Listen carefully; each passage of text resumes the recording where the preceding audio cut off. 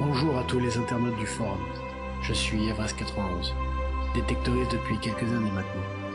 Déjà enfant, j'étais passionné par les histoires fantastiques. Le secret des Templiers, Indiana Jones, de chasse au trésor avec de fabuleuses découvertes. Bien sûr, beaucoup pensent que tout ça n'existe que dans les romans. Pourtant, aujourd'hui, grâce à nos détecteurs de métaux et aux nouvelles technologies, mes rêves d'enfant deviennent enfin une réalité.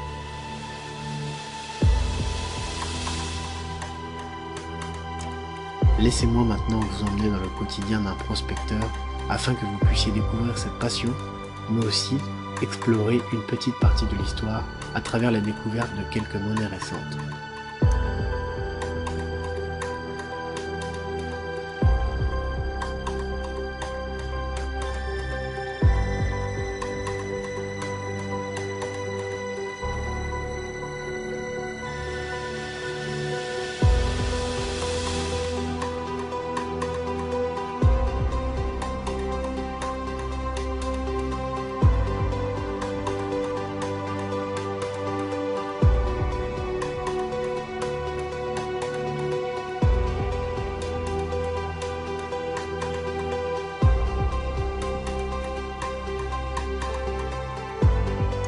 Deux francs Morlon de 1948.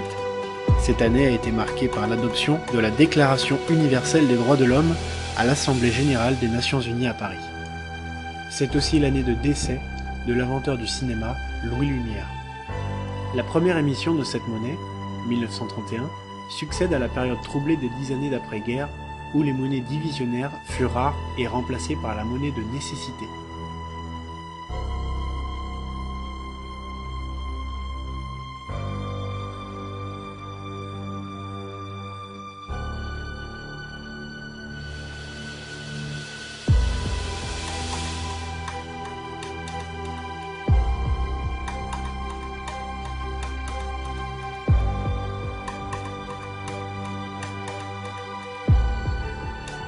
Bon pour 50 centimes, de 1922. Une monnaie de nécessité est un moyen de paiement émis par un organisme public ou privé qui, temporairement dans un but utilitaire, remplace le numéraire émis par l'État. La Première Guerre mondiale a complètement désorganisé l'économie et le système du franc germinal. Les pièces en or, argent ou bronze se trouvent avoir une valeur faciale inférieure à leur masse métallique. De 1920 à 1927, l'État frappe 3 pièces en bronze, dont la bon pour 50 centimes. Et pour finir, on trouve bien sûr très régulièrement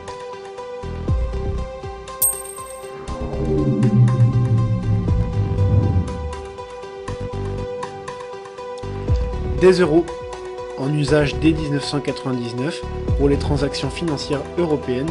Il est mis en circulation le 1er janvier 2002. Voilà, ce sont quelques monnaies que l'on rencontre très régulièrement lors de nos sorties.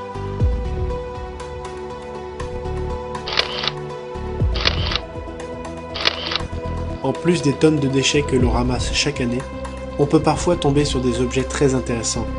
Mais la loi française étant ce qu'elle est, nous restons tous prisonniers de ce système.